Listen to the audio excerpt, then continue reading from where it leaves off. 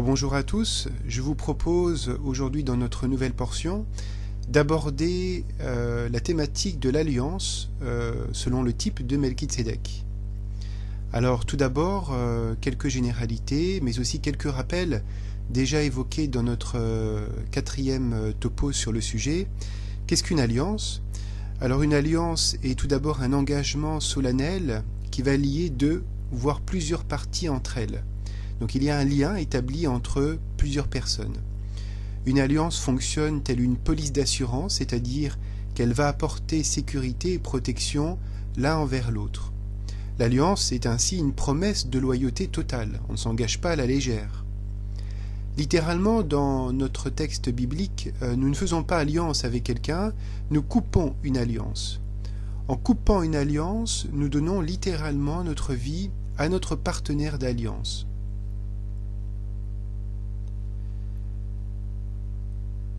Alors d'autres points sur l'alliance, il faut savoir que l'alliance ne peut pas être brisée, sinon il y a peine de mort. Lorsque l'alliance se faisait par le sacrifice des animaux, cela annonçait qu'en gros, si je trahis cette alliance, alors qu'il me soit fait comme il a été fait à ces animaux coupés en deux. Nous avons un passage en Jérémie 34-18 qui illustre très bien cet engagement. Je livrerai ces hommes qui ont conclu une alliance que j'ai ratifiée, car vous n'avez pas tenu les engagements que vous aviez pris lorsque vous avez conclu cette alliance devant moi, en coupant un veau en deux et en passant entre les deux moitiés. Alors concernant les alliances, nous avons en Éphésiens chapitre 2 verset 12, l'apôtre Paul qui parle des alliances de la promesse. En effet, il nous dit « Souvenez-vous qu'à ce moment-là, vous étiez sans Messie, exclus du droit de cité en Israël, étrangers aux alliances de la promesse, sans espérance et sans Yahuwah dans le monde. » C'est surprenant parce qu'il utilise le mot « alliance » au pluriel, ce qui veut dire qu'il y a plus qu'une alliance de la promesse, il y en a plusieurs. Alors, voilà, je vous propose une lecture de ce que sont les alliances de la promesse. Tout d'abord, la première que je vous propose, c'est la promesse faite par le serment que nous trouvons en Genèse 12. La deuxième est la promesse faite par le sacrifice que nous avons un petit peu plus loin en Genèse 15.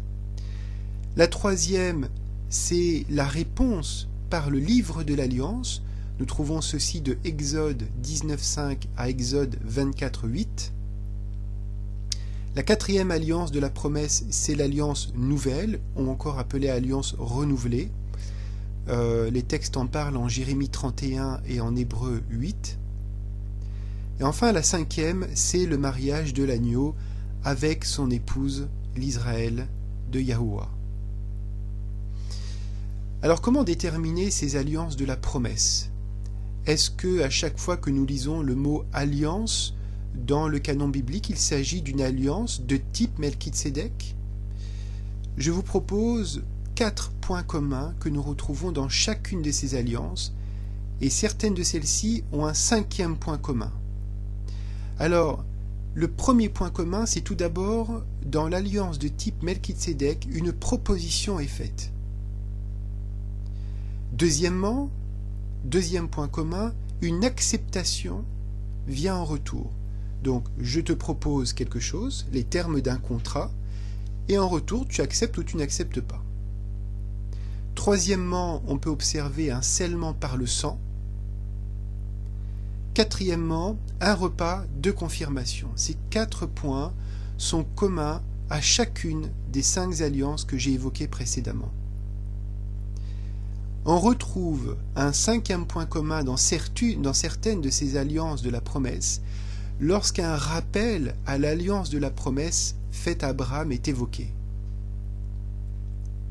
Et ceci, c'est bien évidemment en Genèse 15. Alors vous avez pu remarquer que les 4 points communs que nous avons aux alliances de la promesse ressemblent étrangement au principe du mariage. Veux-tu m'épouser ? Oui, je le veux bien. Consommons le mariage. Éventuellement avant ou après, ça dépend des traditions, on va célébrer le mariage par un repas qui va venir, un banquet qui va venir confirmer cette union.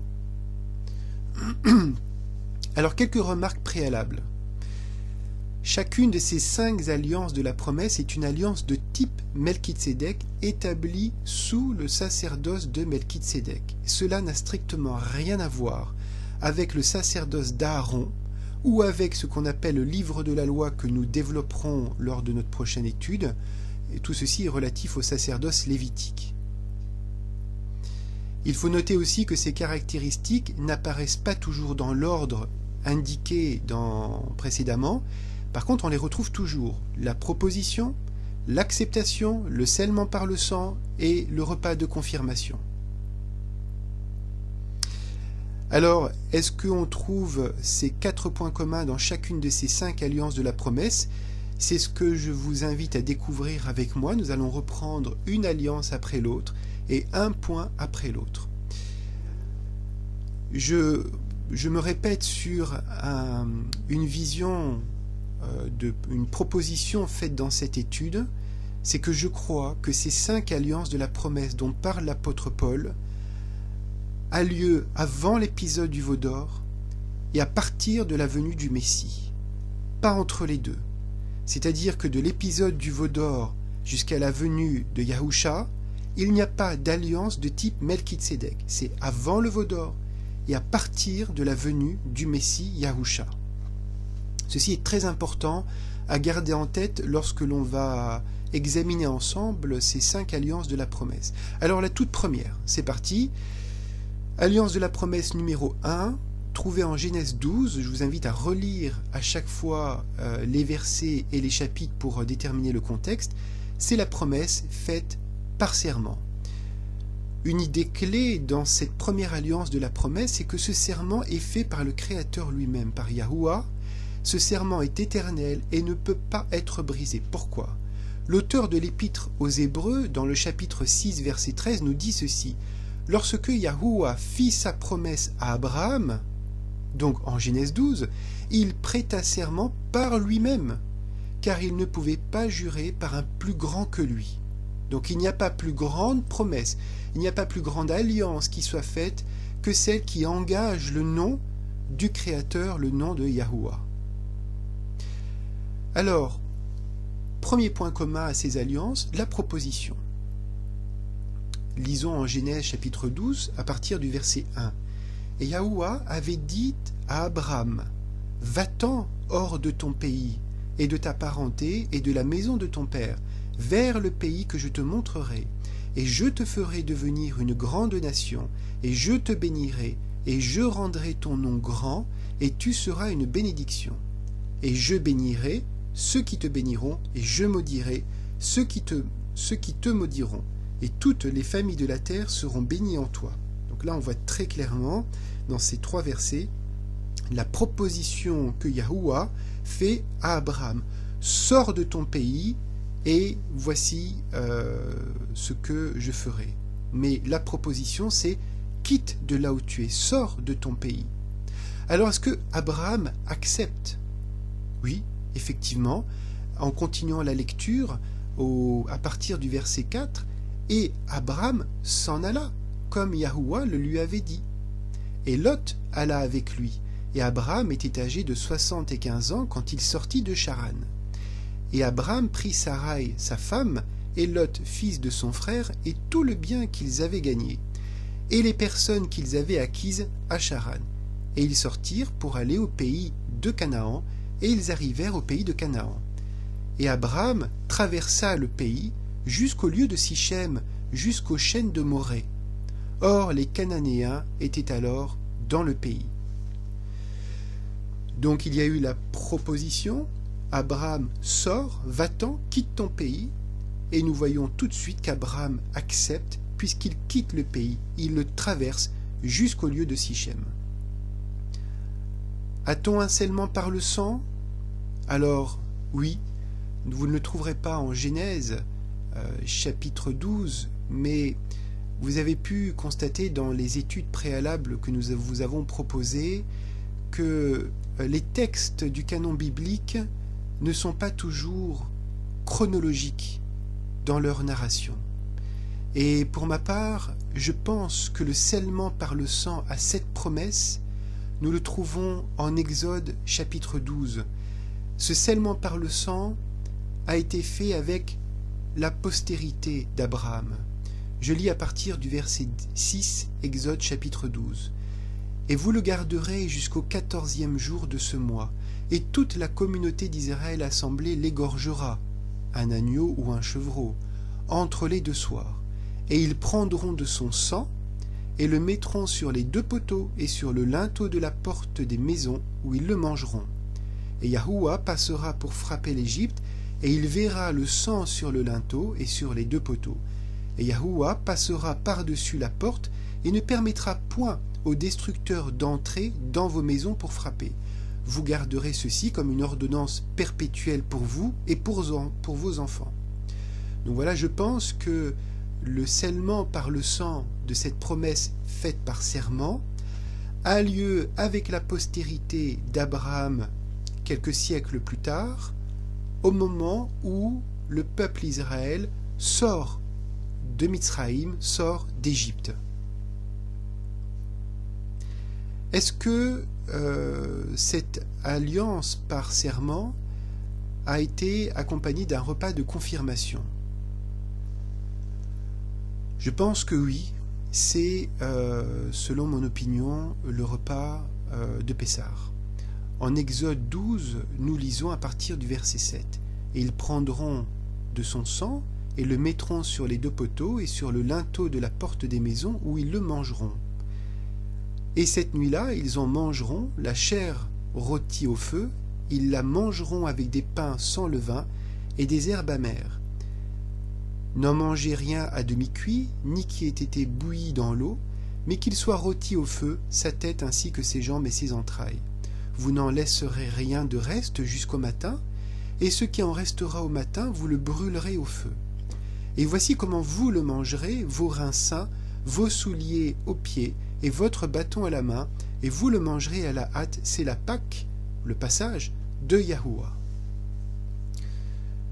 Donc nous trouvons en Genèse 12, dans cette alliance de la promesse, une proposition « Abraham sort de ton pays », une acceptation « Abraham accepte de sortir », un scellement par le sang et un repas de confirmation concrétisé des siècles plus tard avec la postérité d'Abraham, juste avant qu'ils sortent du pays d'Égypte. J'ai dit tout à l'heure, au moment où ils sortent, en fait, c'est juste avant qu'ils sortent du pays d'Égypte. Alors passons maintenant à l'alliance de la promesse numéro 2, celle évoquée en Genèse 15, cette promesse faite non pas par serment, mais par sacrifice. Quelle est la différence entre les deux? Je crois que l'alliance en Genèse 12, cette promesse par serment, est une alliance inconditionnelle. Alors que l'alliance, la promesse faite par sacrifice en Genèse 15 est une alliance conditionnelle. Les deux sont radicalement différentes, même si elles portent sur le même but. L'alliance en Genèse 15 est une alliance à deux parties engagées. Il y a Yahuwah, et nous l'avions vu, Yahusha, dans notre étude précédente, d'un côté, et l'homme, Abraham, de l'autre. Et dans cette alliance avec les animaux coupés en deux, est attachée à ce principe d'alliance une dette mortelle, une dette par la mort, quand, en cas de non-respect de l'engagement d'un parti ou de l'autre. Donc je vous invite à vous référer à la 4e étude sur notre enquête Melchizedek pour plus de détails par rapport à cela. Une petite parenthèse avant de rentrer dans les points communs avec les autres alliances de la promesse. L'histoire du sacrifice d'Isaac. Je ne crois pas que le sacrifice d'Isaac soit une alliance en référence à la promesse. En Genèse 22, nous pouvons lire cet épisode où Abraham emmène son fils Isaac pour le sacrifier à la demande du Créateur. Je crois qu'Isaac n'est pas la promesse de l'alliance, il est la réalité de la promesse. Nous pouvons lire, on va le faire, qu'en fait, cet épisode, c'est l'expression de la crainte qu'Abraham a envers Yahuwah. En Genèse 22, verset 7, l'ange dit « ne porte pas la main sur l'enfant et ne lui fais rien, car je sais maintenant que tu crains Yahuwah et que tu ne m'as pas refusé ton fils unique.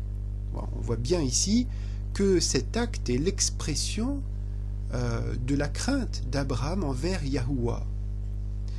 Cet épisode est pour nous aussi une très forte démonstration de la foi d'Abraham. Toujours en Genèse 22, versets 16 et 17, nous lisons « Il dit, je le jure par moi-même, déclaration de Yahuwah, parce que tu as fait cela et que tu ne m'as pas refusé ton fils unique, je te bénirai et je multiplierai ta descendance, etc. etc. » On retrouve la même déclaration en Genèse 22 qui fut faite en Genèse 12. Pardon. En Genèse 12 et réitérée en Genèse 15. Donc, l'épisode du sacrifice non complet d'Isaac par Abraham est la manifestation de sa crainte et de sa foi envers Yahuwah. Cet épisode n'est pas la promesse, mais la réalité de la promesse. C'est très différent. Alors, revenons sur donc, notre alliance numéro 2, la promesse par le sacrifice, la proposition. En Genèse 15, versets 8 et 9, « Et il dit, Seigneur Yahuwah, à quoi connaîtrai-je que je le posséderai ?» En parlant de la terre promise, du pays promis. Et il lui répondit, « Prends pour moi une génisse de 3 ans, une chèvre de 3 ans, un bélier de 3 ans, une tourterelle et un pigeonneau. » Donc là, on voit bien qu'une proposition est faite. Le Créateur propose à Abraham, « Voilà, je te propose de faire ceci. » Est-ce que Abraham accepte? Bien sûr. Au verset 10, « Et il, Abraham, prit toutes ces choses et les partagea par le milieu, et il mit chaque moitié vis-à-vis de l'autre, mais il ne partagea point les oiseaux, et les oiseaux de proie fondirent sur ces bêtes mortes, mais Abraham les chassa. » Donc Abraham accepte la proposition faite par Yahuwah. Y a-t-il un scellement par le sang? Oui, bien évidemment. Lorsque les animaux sont coupés en deux, beaucoup de sang baigne entre les parties d'un côté et disposées d'un côté et disposées de l'autre. Abraham marche à travers ce sang.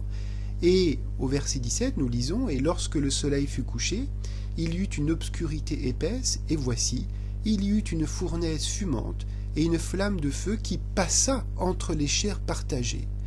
En ce jour-là, Yahuwah traita alliance avec Abraham en disant « Je donne ce pays à ta postérité depuis le fleuve d'Égypte jusqu'au grand fleuve, au fleuve d'Euphrate. » Y a-t-il un repas de confirmation? Je crois que nous le trouvons en Genèse chapitre 18, à partir du verset 5. « Et j'apporterai un morceau de pain, et vous fortifierez votre cœur, ensuite vous passerez outre. Et c'est pour cela que vous êtes passés près de votre serviteur. Et ils dirent, faites comme tu as dit. » Donc en fait là nous avons 3 personnes qui viennent visiter Abraham et Sarai lorsqu'ils sont au pays de Sichem. Alors Abraham alla en hâte dans la tente vers Sarah et dit, apporte vite 3 mesures de fleurs de farine, pétris-les et fais des gâteaux. Et Abraham courut vers le troupeau, prit un veau tendre et bon, et le donna au serviteur qui se hâta de l'apprêter. Ensuite il prit du beurre et du lait, et le veau qu'il avait apprêté, et les mit devant eux. Et lui se tenait devant eux sous l'arbre, et ils mangèrent. Voilà, je crois véritablement que la promesse par sacrifice trouve son repas de confirmation en Genèse 18. Alors, certaines personnes pourraient me présenter l'épisode en Genèse 14 de la rencontre Melchizedek-Abraham, avec le partage du pain et du vin et de l'offre de la dîme de tout le butin en échange. Après avoir bien examiné les textes et le contexte de chacune des parties et au regard de l'étude précédente sur ce contexte de réconciliation familiale entre Shem, Melchizedek et Abraham, je ne crois pas que lorsque Shem, Melchizedek vient apporter le pain et le vin à Abraham, cela est le repas de confirmation. Je ne le crois pas, quand bien même l'idée de rapprochement avec le dernier repas de notre Messie et de ses disciples est très très séduisant. Bon, chacun fera son avis sur le sujet. Je vous propose cette lecture qui me semble être plus cohérente au vu de l'ensemble des éléments et surtout du contexte dans lequel les éléments arrivent. Passons maintenant à l'alliance de la promesse numéro 3, intitulée « La réponse, le livre de l'alliance ». Cette alliance de la promesse numéro 3 se trouve être une réponse à la promesse faite à Abraham par Yahuwah en Genèse 15. Il faut relire véritablement chacun de ces chapitres, Genèse 12, Genèse 15, qui sont des chapitres clés pour la compréhension de ce qu'est une alliance de type Melchizedek. Alors, a-t-on une proposition par rapport à cette alliance de la promesse numéro 3 ?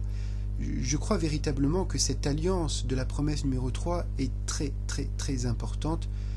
Vous aurez l'occasion de largement le découvrir dans la prochaine étude. Proposition. En Exode chapitre 19. Maintenant donc, si vous obéissez à ma voix, et si vous gardez mon alliance, vous serez aussi d'entre tous les peuples mon plus précieux joyau. Première proposition, vous serez mon plus précieux joyau, car toute la terre est à moi. Et vous me serez, deuxième sous-proposition, un royaume de sacrificateurs, et troisième sous-proposition, une nation sainte. Voilà les paroles que tu diras aux enfants d'Israël. Donc là, nous avons la proposition que Yahuwah, créateur des cieux et de la terre, fait à l'ensemble de son peuple enfant d'Israël de devenir 1. Son plus précieux joyau, 2. Un royaume de sacrificateurs, et 3. Une nation sainte. Alors, est-ce que les enfants d'Israël acceptent ? Eh bien, c'est très particulier, c'est pour ça que je trouve qu'elle est très très importante, cette alliance de la promesse, c'est que l'acceptation ici, elle est double.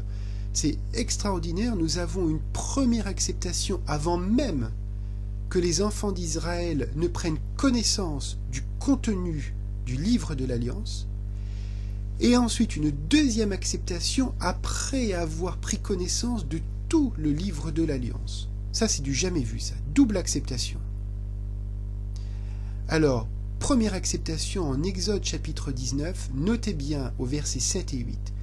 Et Moshe vint et appela les anciens du peuple, et mit devant eux toutes ces paroles que Yahuwah lui avait commandées. Et tout le peuple ensemble répondit et dit, nous ferons tout ce que Yahuwah a dit. Et Moïse rapporta à Yahuwah les paroles du peuple.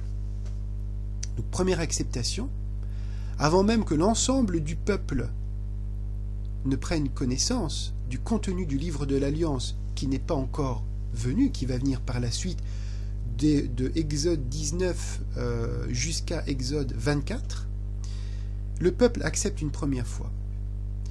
Le peuple accepte une deuxième fois à la fin de la proposition du livre de l'Alliance en Exode 24, versets 3 et verset 7. Lisez bien ceci. Alors Moïse vint et rapporta au peuple toutes les paroles de Yahuwah et toutes les lois du livre de l'Alliance qui ont commencé à être données à partir d'Exode 20 précisément. Et tout le peuple répondit d'une seule voix et dit, nous ferons toutes les choses que Yahuwah a dites, c'est-à-dire le contenu de Exode 20 jusqu'à Exode 23 inclus.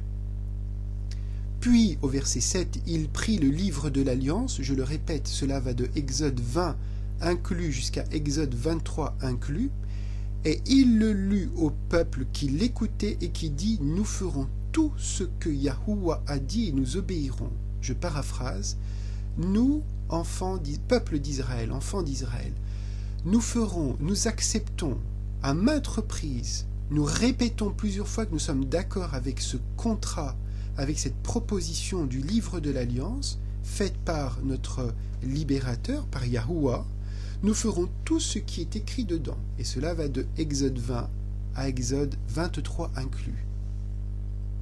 Je fais exprès de répéter ceci parce que c'est important de comprendre que lorsque le peuple dit, à ce moment-là, dans cette troisième alliance de la promesse, dans le cadre du livre de l'Alliance, quand il dit « Nous suivrons toutes les lois données par Yahuwah », cela ne veut absolument pas dire que nous suivrons toutes les lois de la Torah, Torah compris dans le sens les 5 livres de de Moïse, le Pentateuque. Ça n'est pas vrai. Alors avons-nous un scellement par le sang dans cette troisième alliance de la promesse? Oui, en Exode chapitre 24, versets 6 à 8. « Et Moïse prit la moitié du sang et le mit dans les bassins, et il répandit l'autre moitié sur l'autel. Puis il prit le livre de l'Alliance, je me répète à nouveau, de Exode 20 à Exode 23 inclus, et il le lut au peuple qui l'écoutait et qui dit « Nous ferons tout ce que Yahuwah a dit, nous obéirons », c'est ce que nous venons de voir. Et Moïse prit donc, une fois qu'il y a eu cette acceptation ultime, prit donc le sang et le répandit sur le peuple et dit « Voici le sang de l'alliance que l'Éternel a traité avec vous selon toutes ses paroles. » Ces paroles sont celles du livre de l'Alliance. Il est extrêmement important dans le développement de cette étude de comprendre, à travers une lecture attentive, et c'est ce que j'essaye de mettre en lumière à travers ces échanges, à travers ces propositions de lecture, qu'il existe dans la Torah, ce que nous appelons la Torah, un livre de l'Alliance et un livre de la loi. Et nous développerons ce qu'est l'un et ce qu'est l'autre dès notre prochaine étude, dans très bientôt. Avons-nous, dans le cadre du livre de l'Alliance, un repas de confirmation? Ben oui, toujours en Exode 24, à partir du verset 9. Et Moïse et Aaron, Nadab et Abihu, et 70 des anciens d'Israël montèrent. Donc il y a un petit groupe cette fois-ci qui monte. Et ils virent l'Élohim d'Israël, et sous ses pieds, il y avait comme un ouvrage de saphir transparent, pareil aux cieux même en éclat. Et il n'étendit point sa main sur ceux qui avaient été choisis d'entre les enfants d'Israël, mais ils virent Yahuwah, et ils mangèrent et burent.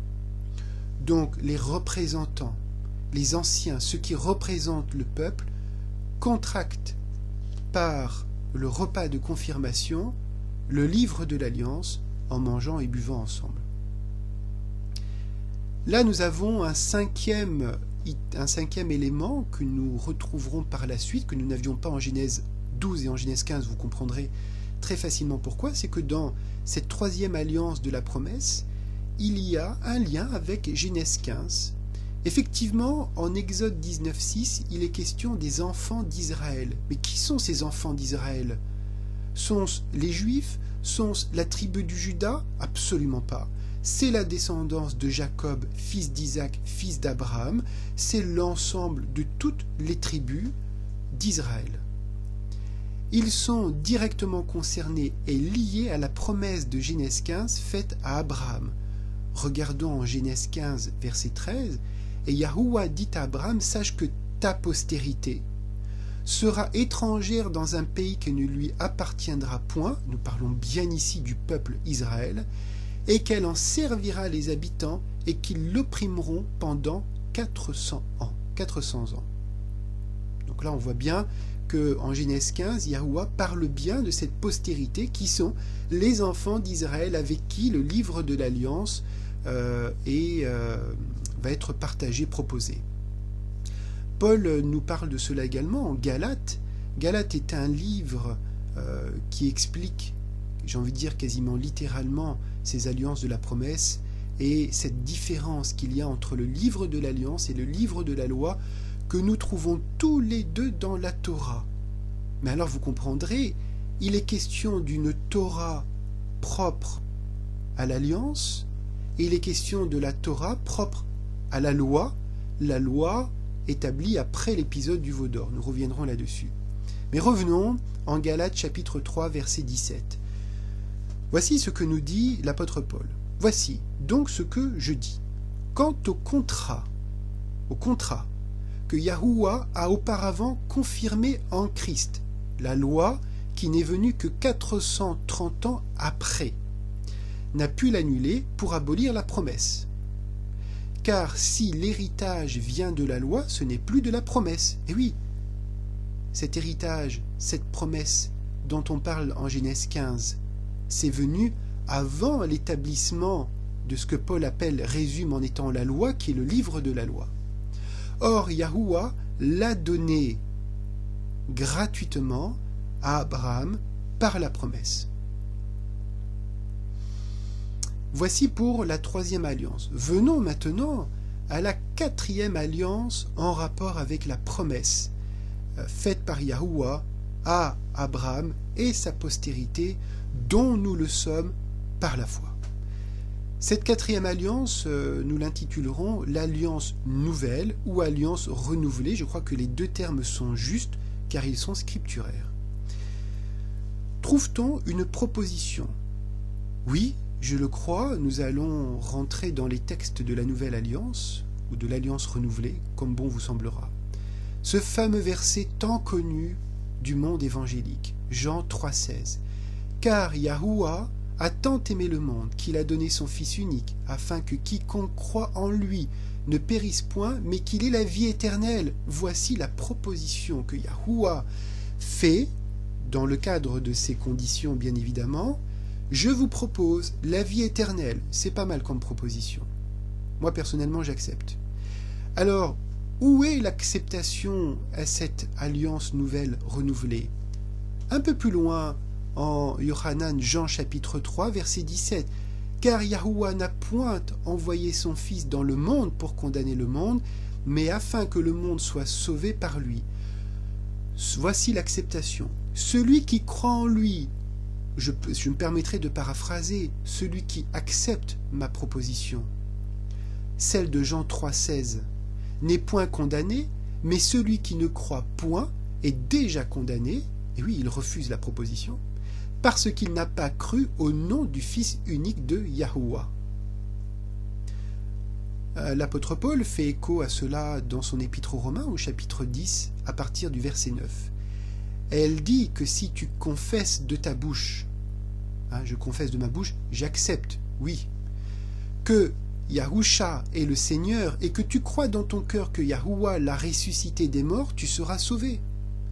Car on croit du cœur pour obtenir la justice et l'on fait confession de la bouche pour le salut. Bien évidemment, la proposition initiale de Jean 3,16, justement amenée comme fanion évangélique, qui est la proposition, doit et implique différentes choses sous-jacentes et implique derrière une acceptation ou pas. Est-ce que cette alliance nouvelle, renouvelée, selon l'auteur de l'Épître aux Hébreux, même meilleure que les précédentes, a-t-elle été scellée par le sang? Bien évidemment. En Matthieu chapitre 26, verset 28, vous l'aurez compris, lors du dernier repas de notre Messie Yahusha avec ses disciples, futurs apôtres, il dit ceci: car ceci est mon sang, le sang de la nouvelle alliance, qui est répandu pour plusieurs pour la rémission des péchés. Alors bien évidemment, c'est une prophétie qu'il donne à travers ce repas de partage, car dans la coupe qu'il tient en main, ça n'est pas son sang qui est dedans. Il est en train de prophétiser sur ce qui va venir par rapport à son sacrifice. Et nous pouvons lire en Jean chapitre 19 verset 34, l'un des soldats lui enfonça sa lance dans le côté, et aussitôt il en sortit du sang et de l'eau. Donc là, je pense, au vu de ces deux exemples, mais vous pourrez en trouver d'autres dans les Écritures, cette alliance nouvelle, renouvelée et scellée par le sang de l'agneau, bien évidemment. Y a-t-il un repas de confirmation? Oui, vous le savez, en Luc chapitre 22 à partir du verset 15. Donc c'est toujours dans ce contexte du dernier repas. Et il leur dit, Yahusha, le Messie, leur dit, j'ai fort désiré, j'avais hâte de manger cette Pâque avec vous avant que je souffre. Car je vous dis que je ne la mangerai plus jusqu'à jusqu'à ce qu'elle soit accomplie dans le royaume de Yahuwah.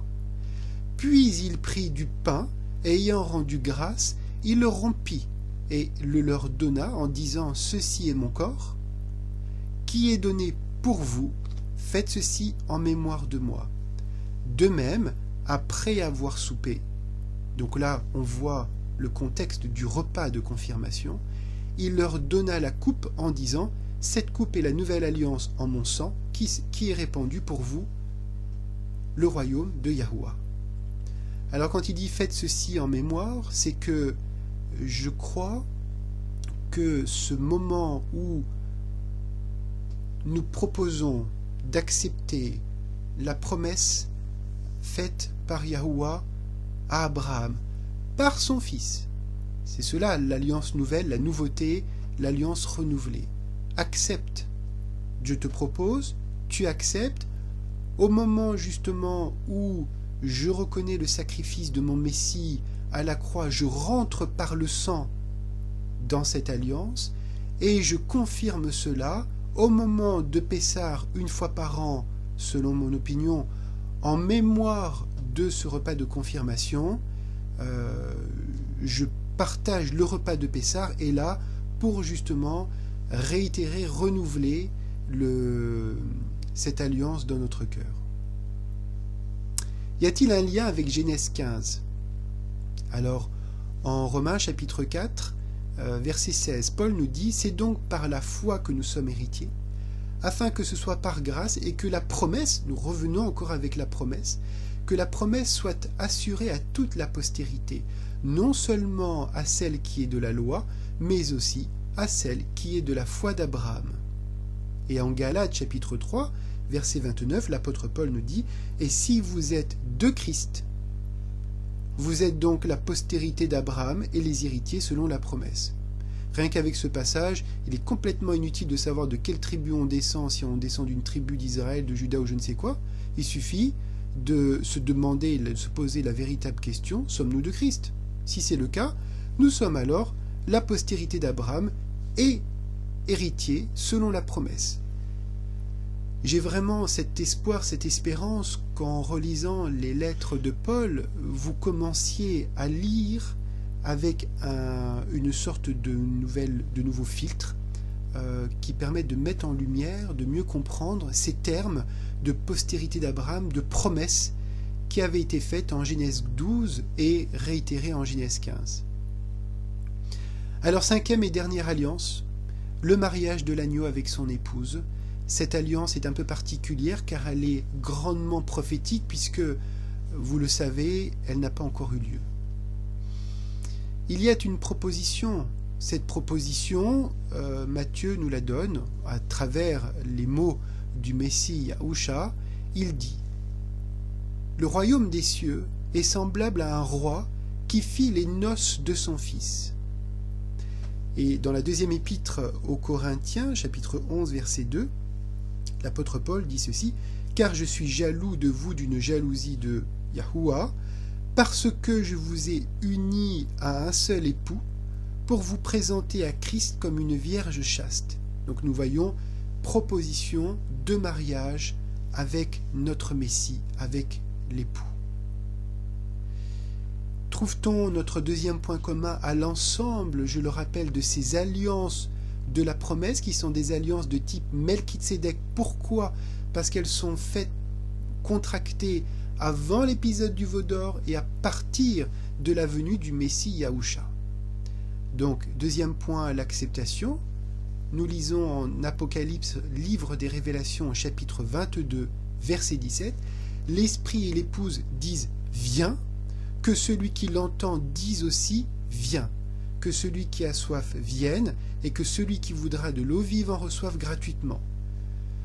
À mon sens, voilà, l'épouse, celui ou celle qui entend la proposition de mariage avec l'agneau, qu'ils disent « Viens », qu'ils disent « Amen », qu'ils disent « Oui ». Est-ce que cela est scellé par le sang ? En Apocalypse chapitre 25, je vous propose cette lecture au verset 12. Il disait à haute voix, « L'agneau qui a été immolé est digne de recevoir puissance et richesse et sagesse et force et honneur et gloire et louange. Pardon. Je crois que il n'y a pas besoin d'un nouveau sang pour cette 5e alliance. Le sang versé par l'agneau qui fut immolé demeure, continue dans le temps et est valable pour cette 5e alliance de la promesse. L'auteur de l'Épître aux Hébreux nous dit au chapitre 7, verset 27, « Les autres grands prêtres ou sacrificateurs sont obligés d'offrir chaque jour des sacrifices, d'abord pour leurs propres péchés, ensuite pour ceux du peuple. Lui n'en a pas besoin, car il a tout accompli une fois pour toutes, en s'offrant lui-même. Un seul sacrifice, et c'est fini. » Y a-t-il un repas de confirmation? Mais oui, les fameuses noces, le fameux banquet des noces de l'agneau que nous pouvons lire en Apocalypse chapitre 19 verset 9. Et l'ange me dit, écrit, heureux ceux qui sont appelés au banquet des noces de l'agneau. Il me dit aussi, ce sont là les véritables paroles de Yahuwah. Donc nous avons bien une proposition, une acceptation, un scellement par le sang, un repas de confirmation. Y a-t-il un lien avec la promesse faite en Genèse 15? Regardons 3 passages. En Genèse 15, verset 1, « Après ces choses, la parole de Yahuwah fut adressée à Abraham. » Après ces choses, c'est après la rencontre avec Shem Melchitsédek. Dans une vision, en disant « Ne crains point, Abraham, je suis ton bouclier et ta très grande récompense. » Quelle plus grande récompense pouvons-nous avoir que de participer au mariage de l'agneau et d'être son épouse? Le prophète Jérémie au chapitre 31, un passage très connu, nous dit ceci au verset 31. « Voici les jours viennent, dit Yahuwah, que je traiterai une alliance nouvelle avec la maison d'Israël et avec la maison de Juda. » C'est bien Yahuwah qui traite une alliance nouvelle avec les 2 maisons. Non comme l'alliance que je traitais avec leur père au jour où je les pris par la main pour les faire sortir du pays d'Égypte. Alors là, les pères dont on parle, ce n'est pas Abraham, Isaac et Jacob, puisqu'ils n'étaient pas vivants au moment où ils sont sortis du pays d'Égypte. Alliance qu'ils ont violée. Là, c'est un rappel à l'épisode du veau d'or. Cette alliance qu'ils ont violée, c'est le livre de l'alliance qui a été violé par l'épisode du veau d'or. Et toutefois, j'avais été pour eux un époux, dit Yahuwah. Et l'apôtre Paul, dans la première épître aux Corinthiens, chapitre 11, verset 25, nous dit ceci. De même aussi, après avoir soupé, il prit la coupe et dit, « Cette coupe est la nouvelle alliance en mon sang. Faites ceci en mémoire de moi toutes les fois que vous en boirez. » Voici le rappel à l'alliance faite en Genèse 15. Alors, pour conclure, quelques petites idées clés. Le mot hébreu, brit, est généralement traduit dans le canon biblique par le mot alliance. Le mot brit signifie alliance, comme dans le cas d'un mariage. Ce que nous avons vu, c'est typiquement l'alliance du type Melchitsédek. Mais brit signifie aussi un pacte, un traité ou encore une ordonnance. Ceci est très important. Une ordonnance établit un lien que va imposer un supérieur à un inférieur qui doit lui rester dans la fidélité. Donc à chaque fois que vous lisez le mot alliance dans votre Bible, essayez de voir dans quel contexte ce mot est utilisé et s'il est une alliance de type Melchitsédek ou pas. Je vous donne ce qui me semble être un indice, un fanion vert pour savoir si l'alliance est de type Melchitsédek. Ça se passe avant l'épisode du veau d'or et à partir de la venue du Messie Yahusha. Lire alliance dans la Bible, vous le comprendrez, en tout cas c'est ma compréhension, ne signifie pas que cela concerne tous les croyants dans le Messie Yahusha. Je comprends et je suis passé par là que lorsque nous avons un appel à revenir à reconsidérer la Torah, nous avons tendance à vouloir tout pratiquer de ce qui existe dans la Torah. Or, je ne crois pas que cela soit juste, que cela soit bon, que cela soit vrai.